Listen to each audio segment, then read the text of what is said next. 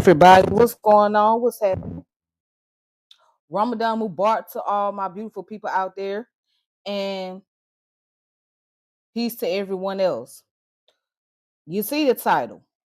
So the title is Queen of Sheba, Makeda, who's also known as Bilqis. So the question that I have personally, was Makeda an actual or a fictional person?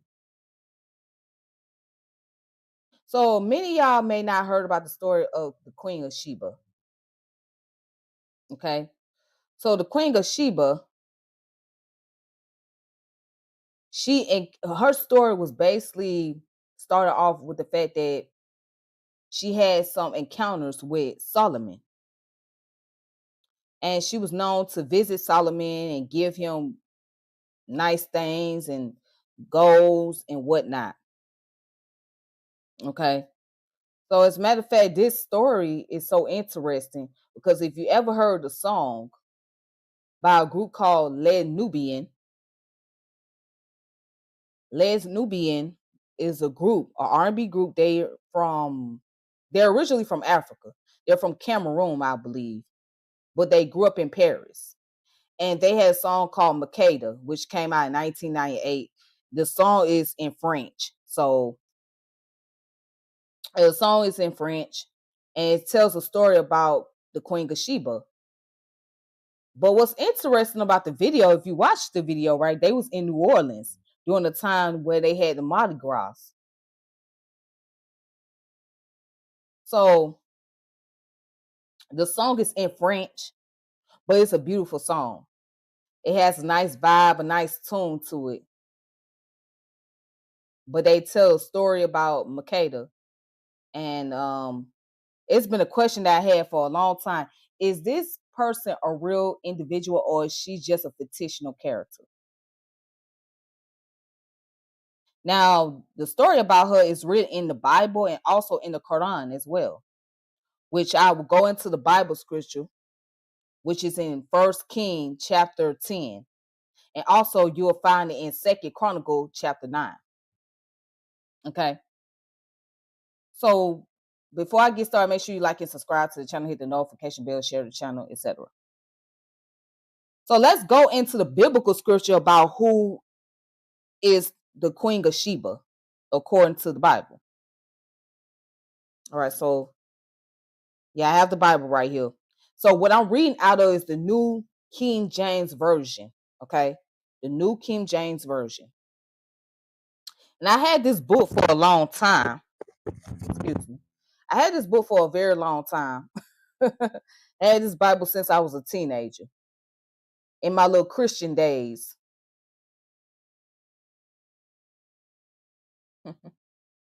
Yeah, in my Christian days, during my Christian time period, when I was into Christianity and all.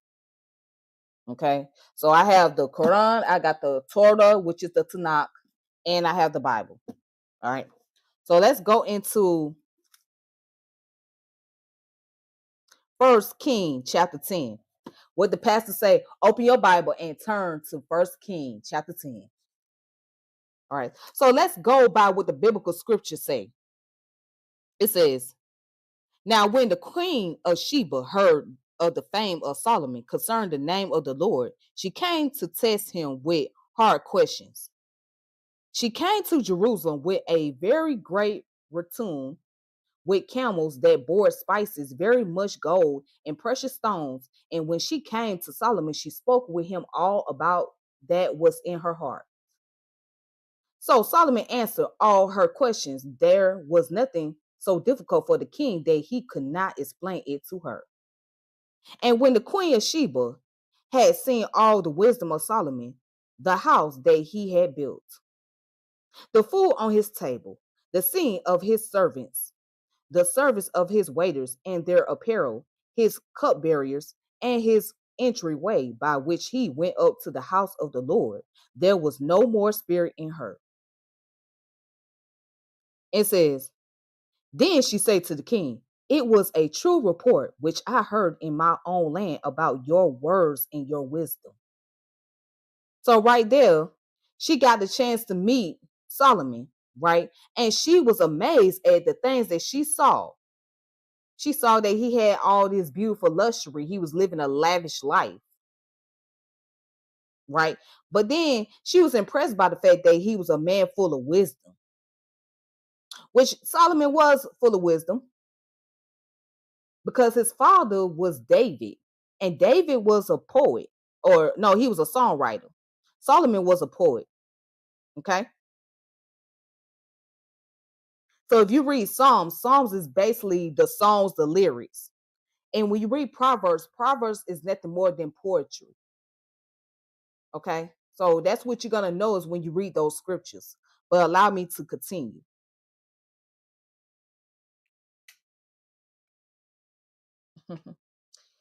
And it says,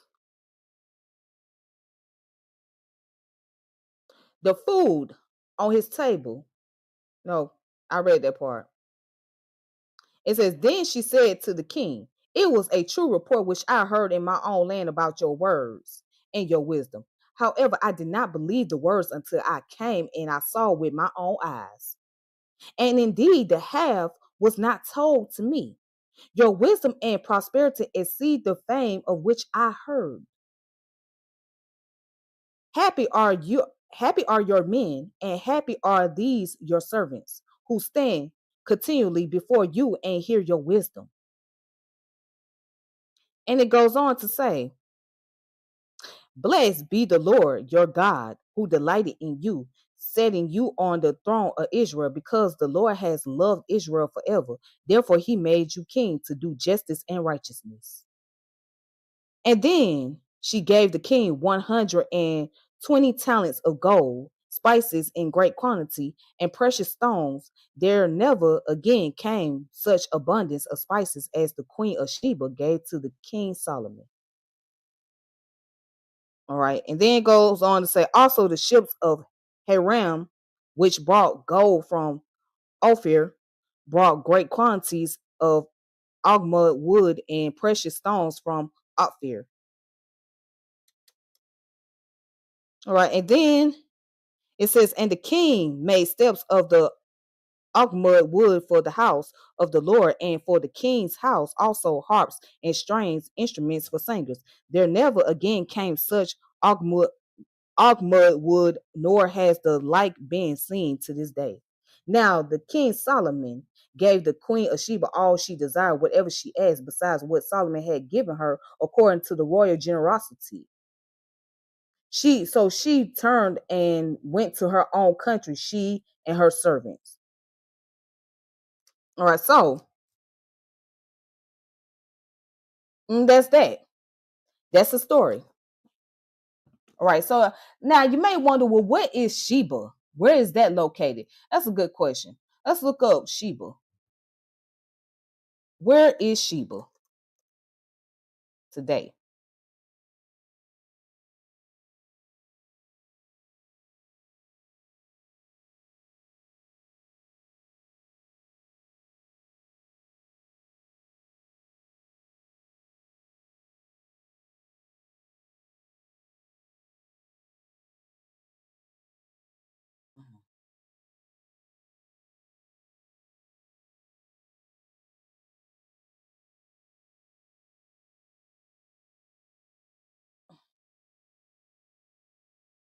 So let's look up the information. As a matter of fact, hold on, there's a website I just seen on you.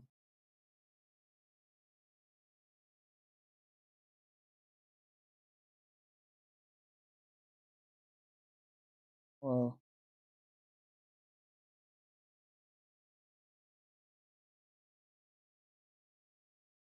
well, let's look up and see where the land of Sheba at today. So the land of Sheba, according to Wiki or Shaba, was an ancient South Arabian kingdom in modern day Yemen, whose inhabitants were known as the Sabians. Does that word sound familiar? Sabians. Does the word Sabian sound familiar? You know who used those terms Sabian today? The Nuwapians. The Nuwapians call themselves the Sabians. Isn't that interesting?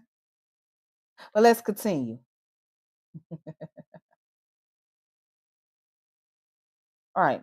So, or the tribe of Saba, which for much of the first millennium of BCE were indissociable from the kingdom itself. So modern historians agree that the heartland of Sabian civilization was located in the region around Marib or Suwa. In some periods, they expanded to much of what is now modern day Yemen and even parts of the Horn of Africa and modern day Eritrea and Ethiopia. The language, the spoken language of the Sabians was Sabaic, a variety of Old South Arabian. So as we can pull up the map here, I'm trying to get this on, bro. So according to the map right here, right? As you can see, Sabia is right here. So, according to the information, it's located in modern day Yemen, somewhere in Egypt, somewhere in Ethiopia, right?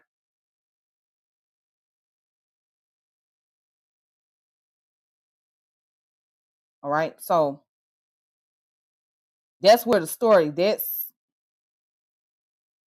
where the region is located. Okay, modern day Yemen.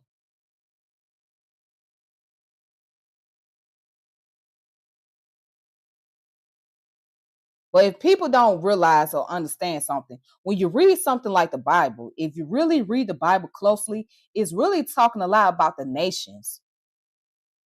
And most of the nations are dealing with the Middle East, as we know of today, and part of North Africa, but more so the Middle East. So you're not going to read anywhere that it talks about West Africa, Central Africa, South Africa. No. Mm-mm. The most it's going to talk about regarding to Africa is either Ethiopia or Egypt.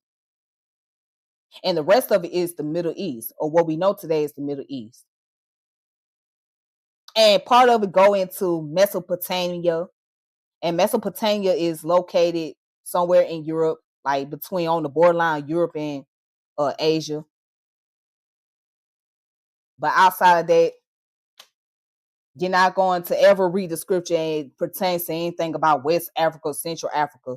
And, it's quite interesting that certain groups will say, well, you know, our people in the Bible was mentioned, and the Bible was talking about us being the slaves, being brought over here to this land. The Bible was speaking on our ancestors.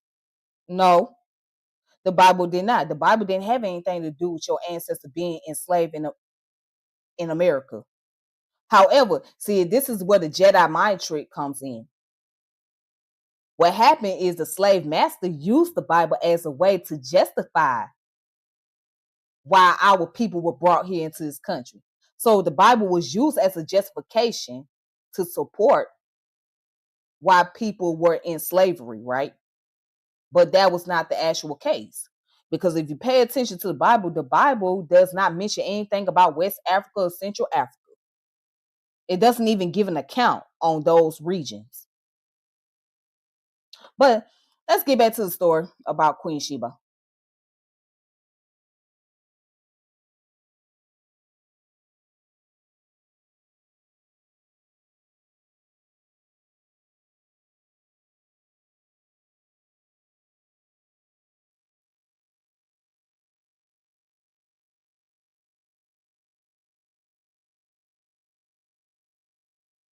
According to the BBC.com website, bbc.co.uk.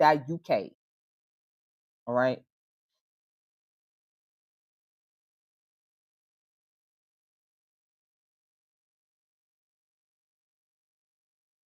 So here it is. It says, I'm going to highlight this. Layers of the legend. Queen of Sheba is an exotic and mysterious woman of power, is immortalized in the world's great religious works. Among them, the Hebrew Bible, the Muslim Quran. She also appears in Turkish and Persian painting and the Kabbalistic treatise and in medieval Christian mystical works, where she is viewed as the embodiment of divine wisdom and a foreteller of the cult of the Holy Cross. In Africa and Arabia, her tale is still told to this day. Indeed, her tale has been told and retold in many lands for nearly 3,000 years. Then it goes on to say Hollywood too has fallen under her spell, releasing its own polished epic version of her story in the glossy Solomon and Sheba of 1959.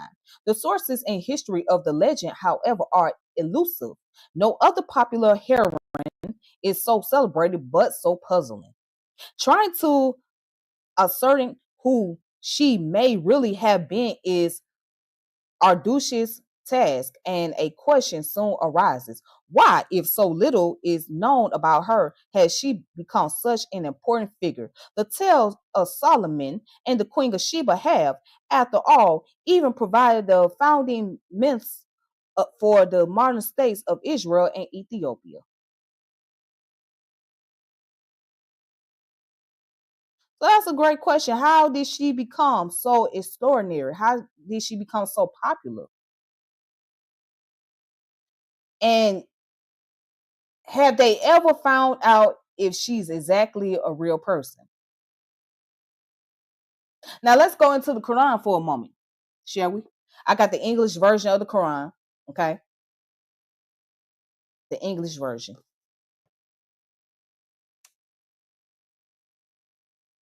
So right here, I'm on Surah 27, the ants. Okay, again, I'm reading from the English version. And it says, in the name of the God, the most gracious, the most merciful. That's what you start off with. All right, so this is what it says in the Quran.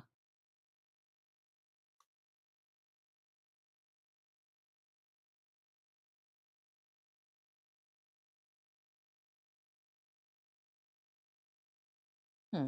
It says, we bestowed knowledge on David and Solomon, and they both said, praise be to God who has exalted us above many of his believing servants. Solomon succeeded David. He said, know my people that we have been taught the speech of birds and endowed with all good things. Surely this is God manifest grace. Solomon, hosts of jinn and men and birds were all gathered together in his presence and were ranged in battle order. And when they came to the valley of the ants, once one ant said, ants, go into your dwelling, in case Solomon and his hostess inadvertently crushes you. Solomon smiled broadly at his word and said, Lord, inspire me to be thankful for the blessing you have granted me and my parents, and to do good deeds that please you, and include me by your grace among your righteous servants. Now watch this. It says, then Solomon inspected the birds and said, how is it that I do not see the hoopoe? Is he absent then? I shall surely punish him severely or order him to be executed unless he gives me a good reason for his absence. But he was not long in coming and said, I have learned something you did not know. I have come to you from Sheba with reliable news. I found a woman ruling over them who has been given everything, and she has a mighty throne. I found her and her people worshiping the sun instead of the God. And this is according to the Quran. Satan has made their conduct appear good to them and has thus diverted them from the right path so that they might not be guided. Shall should they not worship God who bring forth what is hidden in the heavens and earth and knows both what you conceal and what you make known? He is God. There is no deity but he, the Lord of the mighty throne. Solomon said, we shall soon see whether you have spoken the truth or whether you are a liar. Go with this letter of mine and lay it before them, and then withdraw from them and see how they respond.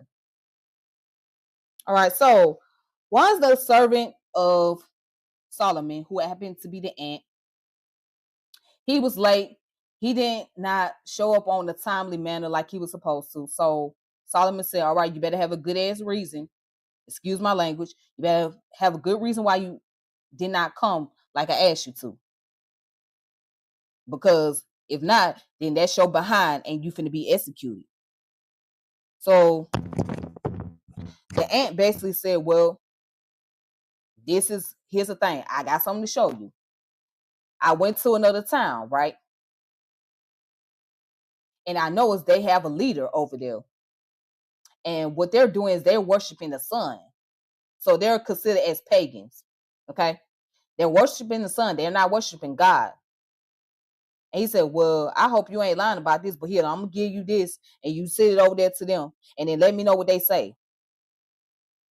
And then, of course, it says the Queen of Sheba said, "Oh, counselor, an honorable letter has been delivered to me. It is from Solomon. It reads, in the name of God, most gracious, most merciful, do not exalt yourselves above me, but come to me in all submission. Now advise me in this, counselors. I never decide any affair till I have conferred with you."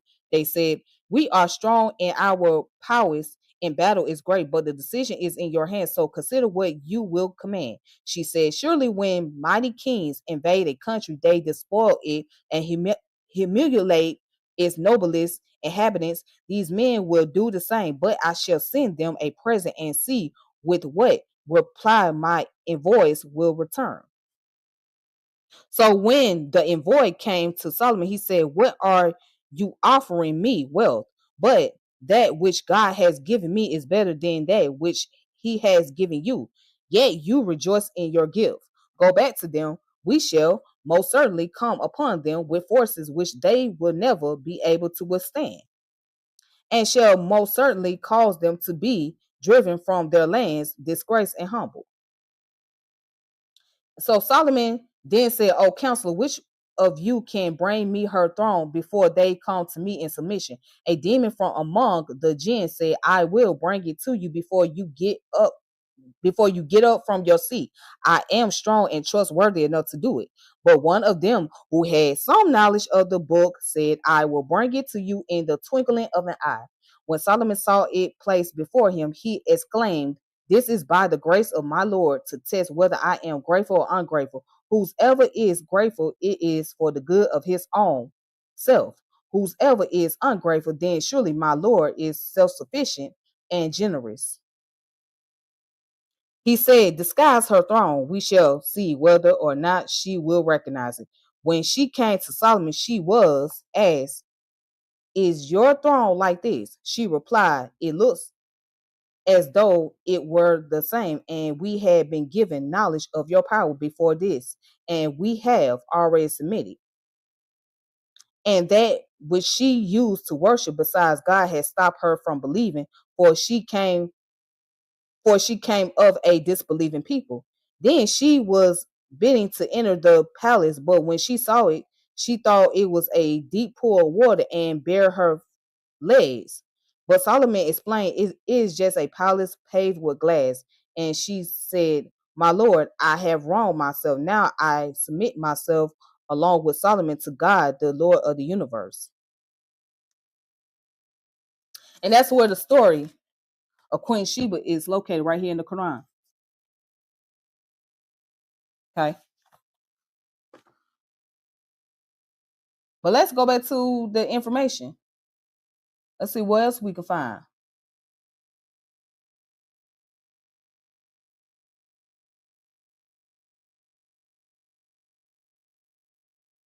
So it's a Jewish legend. It says, among all the famous storytellers in the world, along with the Celts or Celts, the Greeks and the Indians, the Jews have left one of the greatest legacy. The Bible tells was written down in the late Iron Age and into the period of Persian and Greek rule in Near East. They have proved amazingly tenacious and enduring. Their extraordinary impact on the history of civilization due mainly to their importance to the three monotheistic religions. First appearance of the tale of the Queen of Sheba visit to King Solomon is a short narrative in the Old Testament. All right. It says this is a story that so far has proven impossible to verify, but it provides us with just enough hints and clues tantalizing, and mysterious. The precious stones, spices, and incense that the queen brought as gifts from her homeland must denote a country rich in gems and incense trees. Only a few countries can boast these attributes. Countries such as Somalia and Ethiopia in the Horn of Africa and Oman and Yemen in the southern Arabian Peninsula. So, could the land of Sheba have been one of those? And what about the name itself? What evidence is there for a land called Sheba?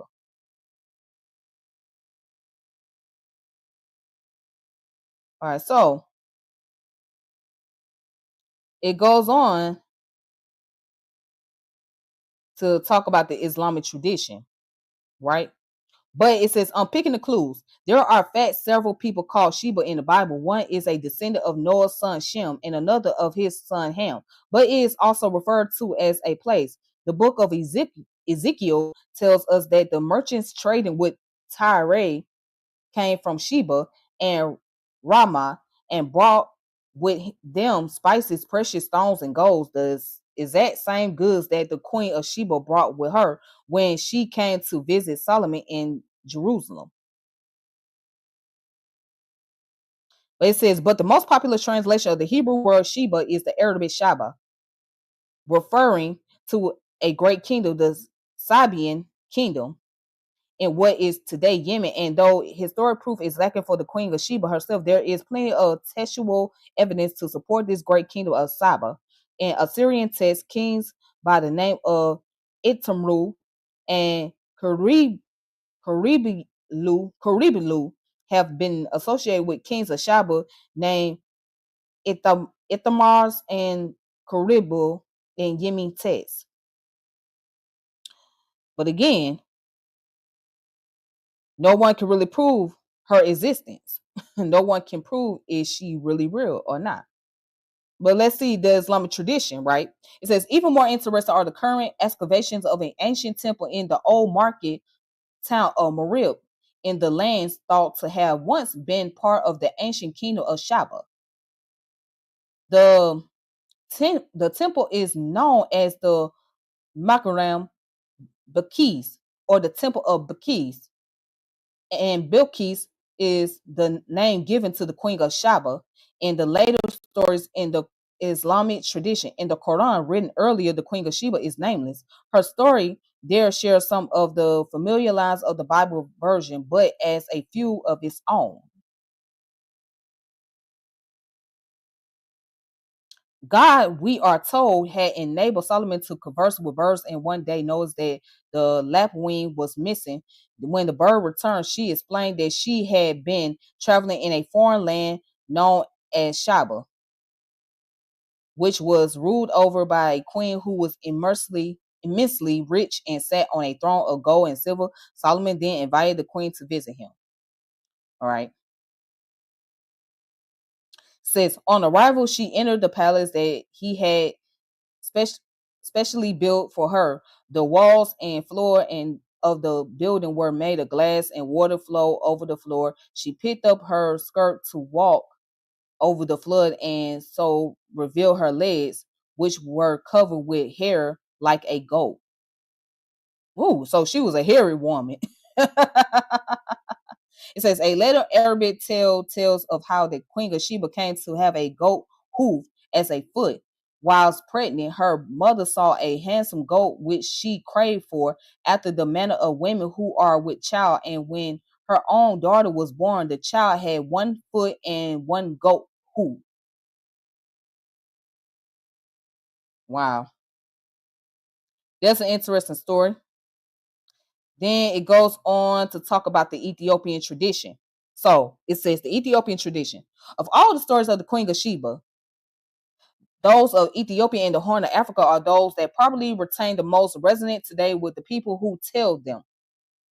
The stories are immortalized in the Ethiopian holy book, the Kipra Nagats, where we find accounts of the queen's hairy hoof, her trip to Solomon, and her seduction. But these tales go further. Here, the queen returned to her capital, Askshun, in northern Ethiopia, and months later gives birth to Solomon's son, who is named Menelik, meaning son of the wise. So the story goes that year later, Menelik traveled to Jerusalem to see his father, who greeted him with joy and invited him to remain there to rule after his death. But Menelik refused and decided to return home. Under cover of darkness, he left the city, taking with him its most precious relic, the Ark of the Covenant. He took it back to Aksum, where it still resides today, in a specially built treasury in the courtyard of St. Mary's Church. Mm. The importance of the queen, the Ark of the Covenant, and the Keppra Nagats in Ethiopian history can be overstated. Through their reading of the Keppra Nagats, the Ethiopians see their country as God's chosen country, the final resting place that he chose for the ark, and Sheba and her son were the means by which it came there. Though Sheba is the mother of their nation, and the kings of the land have divine right to rule because they are directly descended from her. So Emperor Haile Selassie even had that fact enshrined in the Ethiopian Constitution of 1955. Haile Selassie was not, however, the first emperor to publicly declare the importance of the Kipra Nagats. London's National Archive contained letters dating from 1872 written by Prince Kassa, who was later King John IV of Ethiopia, to Queen Victoria, in which he writes translated. There is a book called Kepra Nagas, which contained the law of the whole Ethiopia and the name of the shams, governors, churches, and provinces are in this book. I pray you will find out who has got this book and send it to me, for in my country, my people will not obey my orders without it. Interesting. On Victoria's permit, the book was returned to Ethiopia and it is now kept in Rago Church in Addis Ababa, where a front page inscription explains its history. Ultimately, though, there is no primary evidence, archaeological or textual, for the queen in Ethiopia.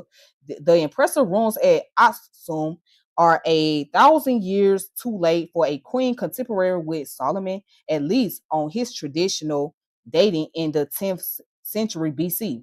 And the great Sabian kingdom in southern Arabia, for which we do have textual evidence, lists name of ruling kings at the time when Sheba is supposed to have sat on the throne. Mm. But then it goes on to say an enigma. So enigma means the confusion, the ambiguity, etc. So when something is an enigma, that means that it's confusing. Anyway, so it says, but the story must be based on something. If the Bible version was written down centuries after Sheba's time, as many think, to glorify Israel, right? And the reign of King Solomon, it may represent a time great expansion, a time when the world was opening up for the very first time. Could Sheba embassy to Israel be the reflection of one of the first great trade mission in the world?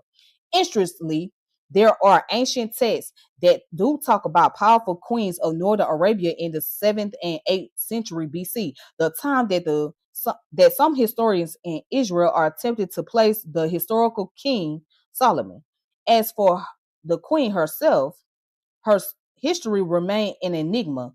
She was a woman of power, an adoring mother, and a mysterious lover, also a founder of nations and a demon with a cloven hoof. It is perhaps these many strands to her tale that are in the end the real key to her popularity. All right. Hmm. That's interesting, right? That's very interesting. But and speaking of Ethiopia, let's talk about the Ethiopian church and the comparison to Islam. So I will expound more on this maybe one day, but there is a lot of similarity with the Ethiopian Orthodox Church and the Islamic tradition. And what makes it very similar to one another is the fact that the greetings and how they pray. So I can post up a video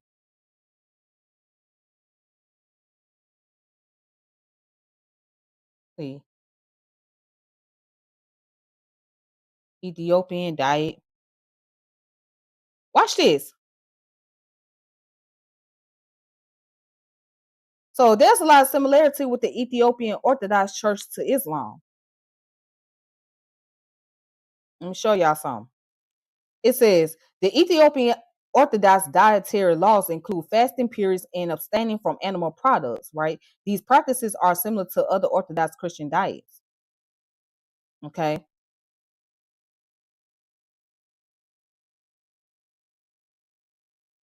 So watch this. Dietary restriction during fast, people abstain from meat, dairy, and eggs, right? People may also abstain from alcohol and sexual activity. People may only People may eat only one meal a day in the afternoon or evening. It says Ethiopian Orthodox Christians believe that fasting and abstaining from animal products help them atone for sin and receive forgiveness. Now that sounds very similar to the Islamic culture. That sounds very similar. And I want to show you guys something else that I noticed. I'm gonna find a video.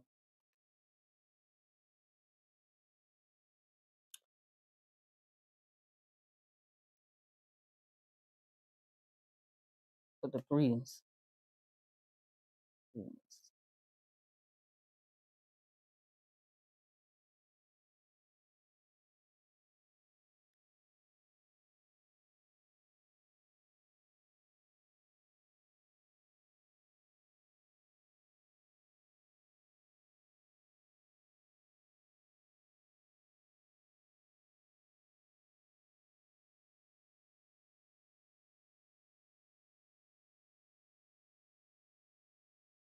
Hold on, let me.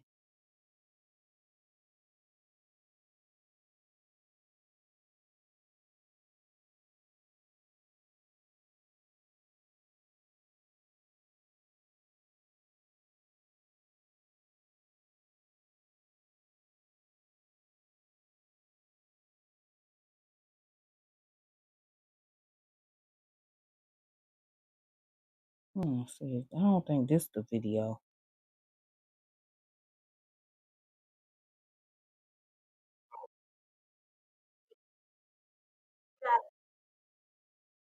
No,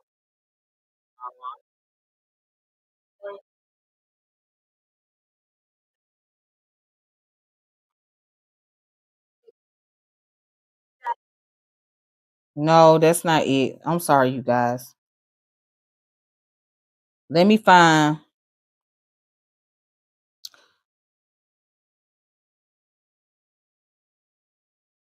the Ethiopian praying. All right, let me show you how they pray, which is very interesting. This is how they pray, and it's very similar to how the Muslim pray.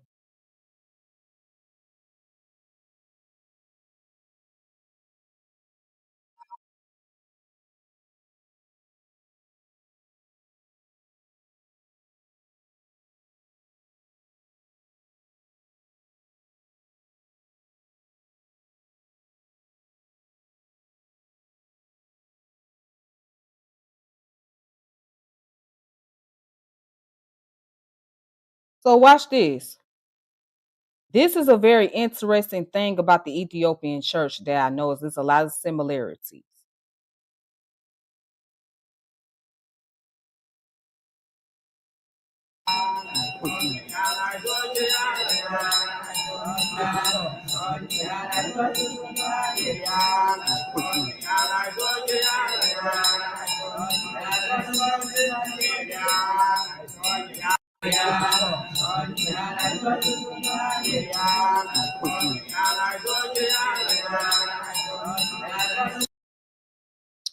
Now, did y'all notice that?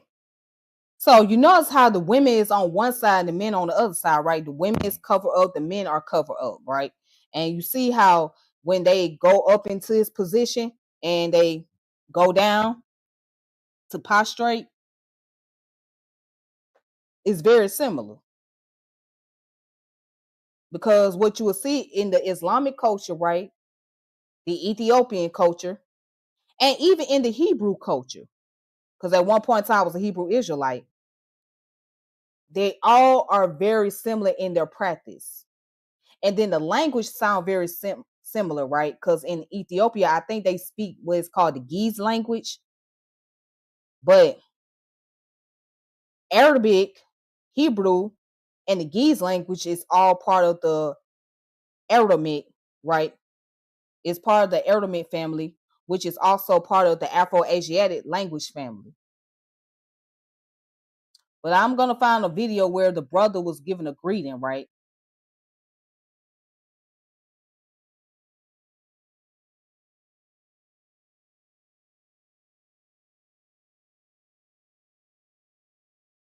Hold on, let me look at Ethiopian.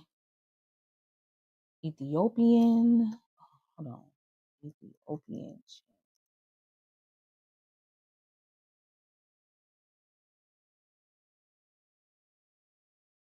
Let me see something.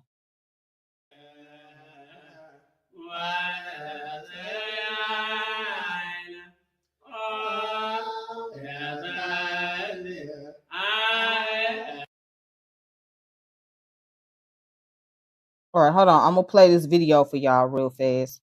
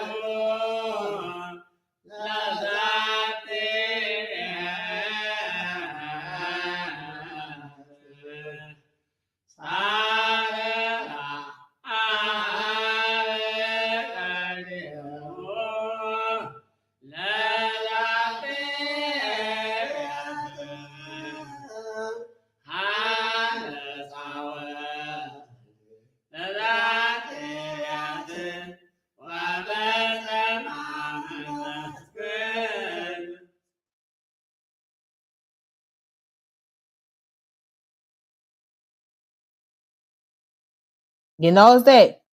Now let me go find somebody that's reciting the Quran.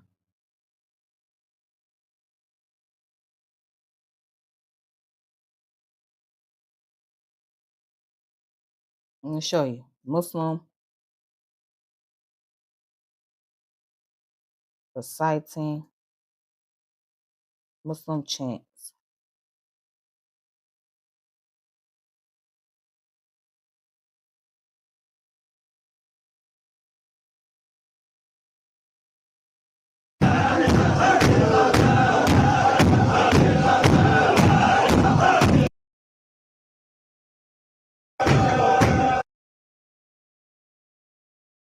Let me show y'all. Here we go. Watch this.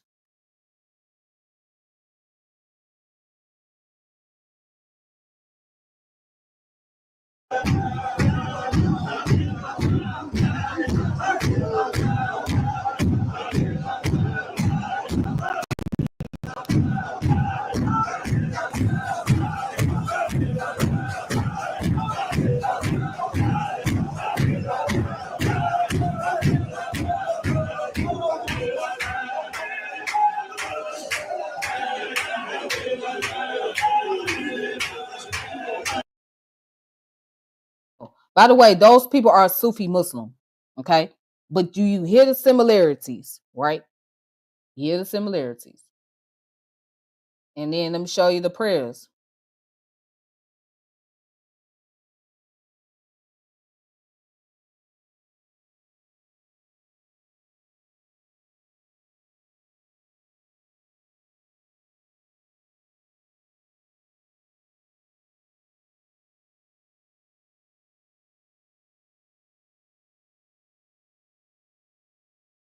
Let me see, Muslim praying.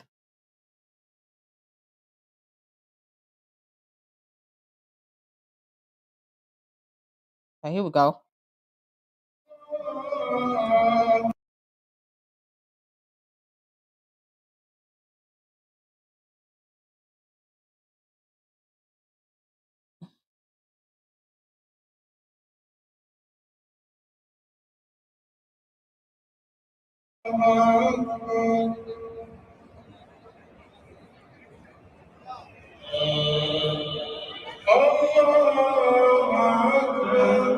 إن رحمة الله قريب من المحسنين.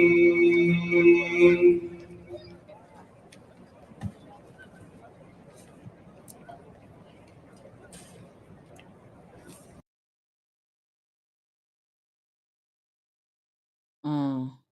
That's very telling, right? Just very interesting. I just want to kind of throw that out there. Um, Let me look up the Ethiopian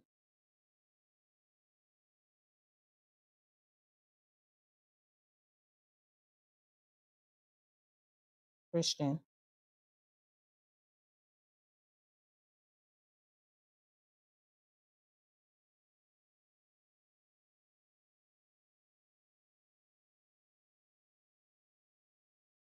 Oh, let's see.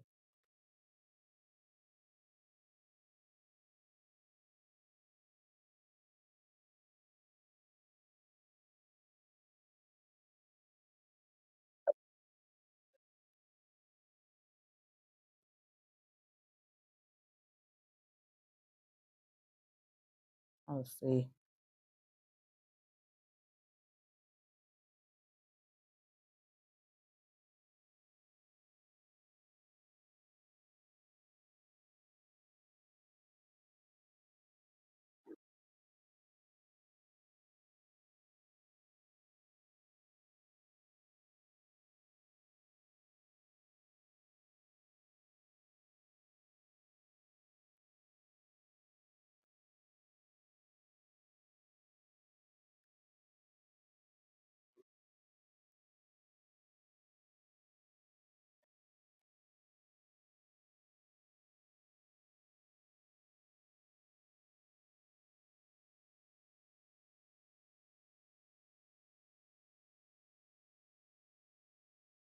I cannot find that video for nothing.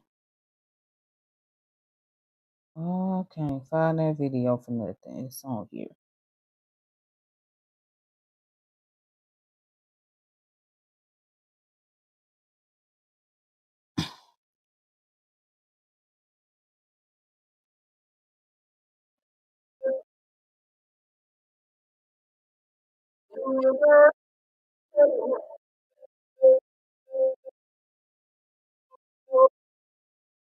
Okay.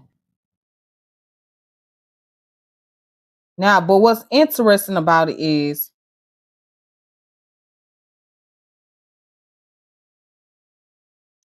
I'm trying to find the video.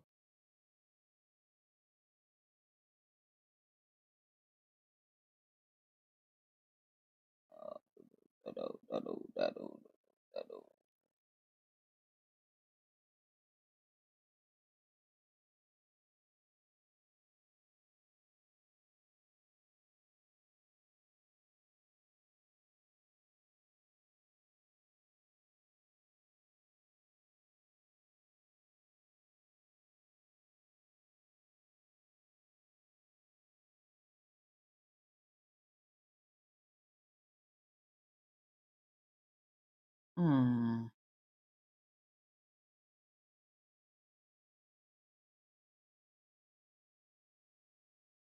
Well, I can't even find the video. I ain't gonna keep trying to look for it. Okay, I ain't gonna look for the video, but anyways, but there's a video of a guy in Ethiopia where he was greeting, but when you listen to the greeting, right, it sounds like he's saying Assalamu alaikum, but he's not really saying that, but it sounds so similar. And then what's interesting is the Ethiopian Orthodox Church has been around longer than Islam. Again, the Ethiopian church been around longer than Islam. But you know, they share a lot in common. So even when you look at the books, right? I'm quite sure it's the same way in Ethiopia, but in But in the Islamic culture, when it comes to the Quran, this is the English version. But the actual Quran itself, right? The one that's written in Arabic is read from right to left instead of left to right. Because throughout the Middle East and African culture, right? Especially in the North African region, the right side represents righteousness, left side represents, the left side is supposed to be used for something else. So, everything has to always start with the right. All right. So that's the interesting thing about it. But they have a lot in common. So you will see a lot of similarities in the practice. So it started to make me wonder, well, did Islam get its influence from the Ethiopian religion? Because Christianity, no, what Judaism came, then Christianity came about, then Islam came about. So it makes me question, well, did Islam get influence from Ethiopia? Because it sounds so much similar. I mean, and then you see it throughout the culture. You see it in the Jewish culture, right? You see the guys, they wear the little hats, and the women, they normally cover. Typically, they cover up, right? And even with the Torah, the Tanakh, I can show you the Tanakh real quick.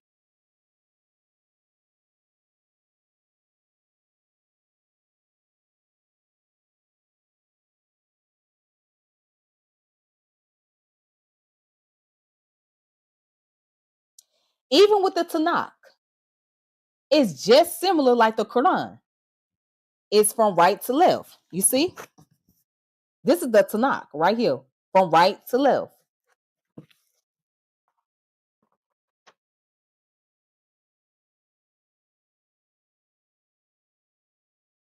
You see? From right to left. This is the Tanakh. Right to left, as opposed to left to right. So the Tanakh is very similar to the Quran. But I know I got off subject, but that's either here or there. But basically, there's a lot of similarity between the Hebrew culture and the Islamic culture and the Ethiopian culture, if you just look at it, and even with the language, because again, it comes from Aramaic, right? And then the Aramaic language comes from the Afro-Asiatic language. Now, some people might disagree with that, and that's fine, that's okay. But yeah. Hey T, love you from the. Hey, shout out to you. What's up? Shout out to the fellow brothers and sisters out there in the continent. And says, I just woke up to the sound of those Orthodox churches. I have always wondered about the role they really play in our spirituality. Um, that's a great question. That would be something I would have to get more into when it comes to dealing with those subject matters. So I'm looking to do more about that. But I'm quite sure Ethiopia plays a vital role in our spirituality. We just don't hear much about it. You know what I'm saying? We don't, there's not enough being talked about regarding to the Ethiopian spirituality or the Ethiopian culture as much as you hear about the Egyptian culture, you know. So, but how I know about the Ethiopian Orthodox Church, well, I don't know a whole lot about it, but this is how I know because I used to go to the Ethiopian restaurant where I live, and I would get their dish, and they dish is very. When I tell you, it's so delicious, it's so delicious. Let me tell y'all something. If y'all ever had Ethiopian dish, you trust me, you'll love it because they have the bread. It's called the injera. The injera is like a very soft bread, right? And then the cabbages, always delicious. Then the meat is so delicious. Matter of fact, thinking about it, I might order me some. Shoot, I ain't had some in a minute. Shoot, I might order me some Ethiopian food. But anyways, that's how I know a little bit about the Ethiopian culture. I was like, okay, this is pretty dope. But then when I started one day looking online, and I was looking up the information about the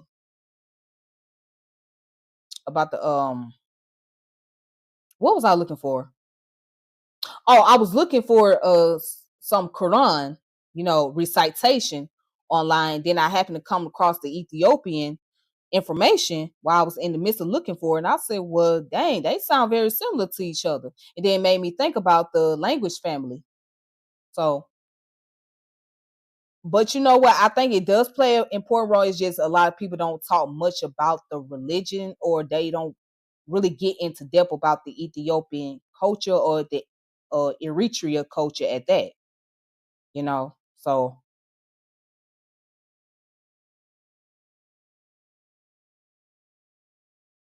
but yeah, but the music sound great.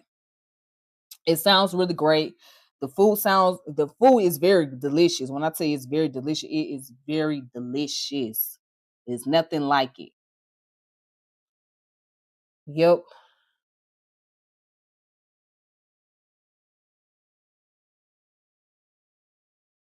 But I want to show y'all something else too before I close it out for tonight. So here's an article going back to Queen Sheba, or Queen of Sheba, Makeda.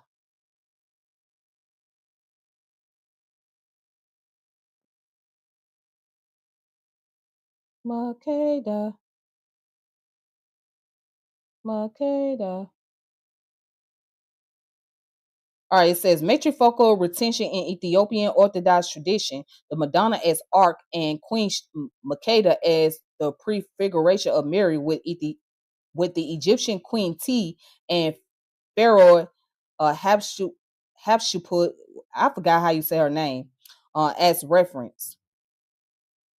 African identities, this come from Taylor and Francis group. Um, let's see. All right, so in this book right here, it says an eliminated manuscript depicting Mother Mary from the Gies manuscript collection at the monastery of Deborah Laganos in Azom, Ethiopia. Okay, so that's the book right there in the Gies language, which is spoken in Ethiopia. Right, so it says the Queen of Sheba in biblical tradition and Bilqis in Quranic tradition, and of Mother Mary in the theology and ideology of Ethiopia, indicative of African tradition, that have variously been described as matriarchal, matrilineal, dual sex, etc. The term matrifocal is intended to convey a family, community, and nation oriented towards its mother and sister relationship. It is also intended to serve as a negotiated term for the more widely used nomenclature matriarchal and matrilineal. While the concept of matriarchy or a matrilineal line of descent evokes strong senses of either political rule by women or of succession and inheritance, matrifocality allows us to focus upon an African social construct that is oriented around the role of the mother. This matrifocality explains the prominence of the Queen of the South and Mother Mary within the Orthodox faith, with the tradition of Mary and Makeda so central to Ethiopia's Orthodox theology and the nation political identity. We eventually recognize Queen Makeda as the Old Testament prefiguration of Mother Mary. Hmm.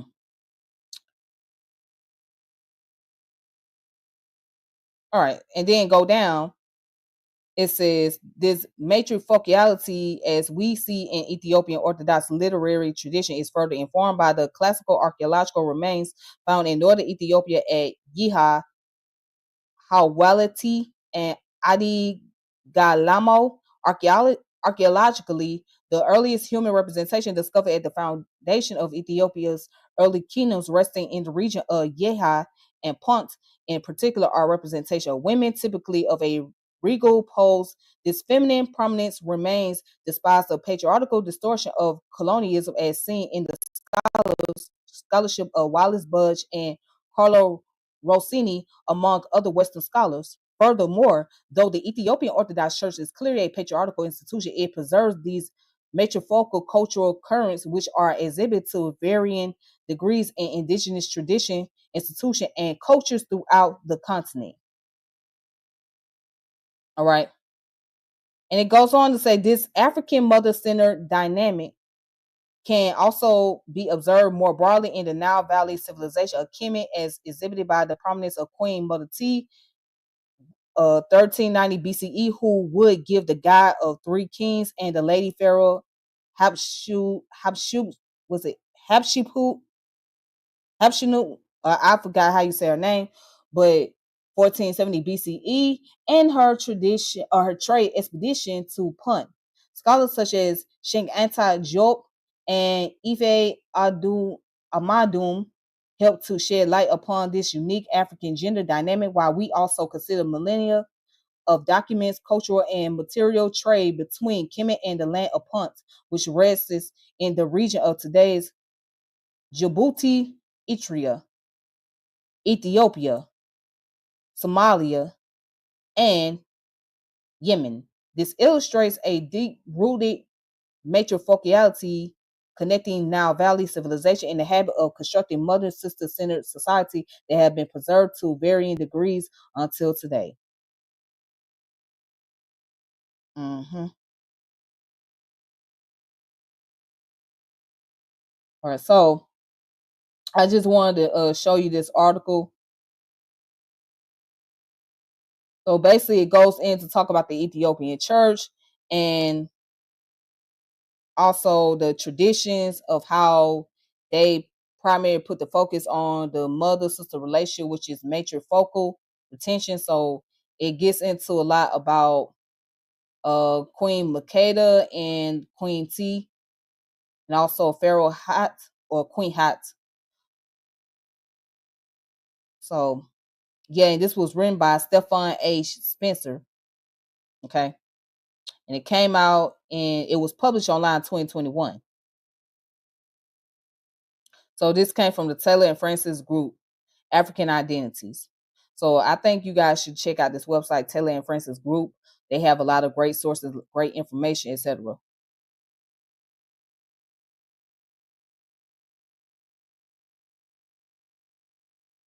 But that's all I got for tonight, you guys. Thank you for tuning in, watching. Peace and power and elevation be to all of you. And shout out to everybody. And I hope everybody had a great Ramadan. I hope you guys, for those of you that are fasting, I hope you guys enjoy your Ramadan. I hope you guys were able to spend some time with your family, break your fast in peace and whatnot. So until next time, peace or salam alaikum. And I will keep you guys connected, and I will make sure I will let you guys know what the next topic would be. And also, today is Women History Month.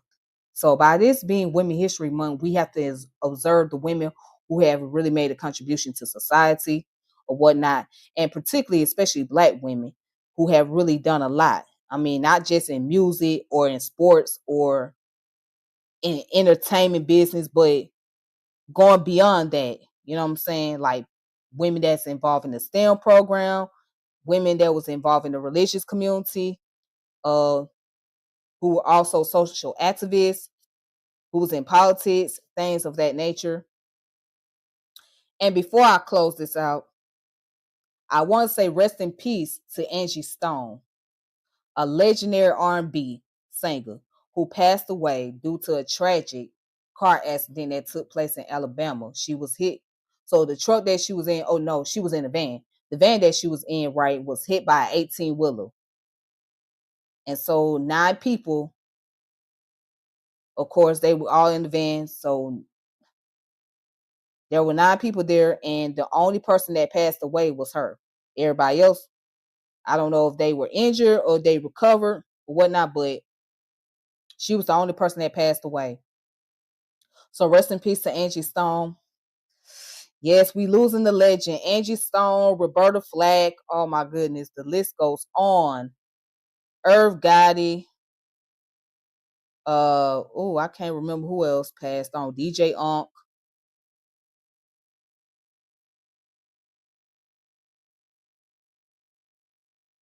Yes, it's a list. It is a list of people that passed away, man. So far in 2025. But yeah, rest in peace to Angie Stone. and her music lives on. She has made great music, great soulful music at that. So, but peace to everybody else. Y'all have a great evening. Be safe out there. Until next time.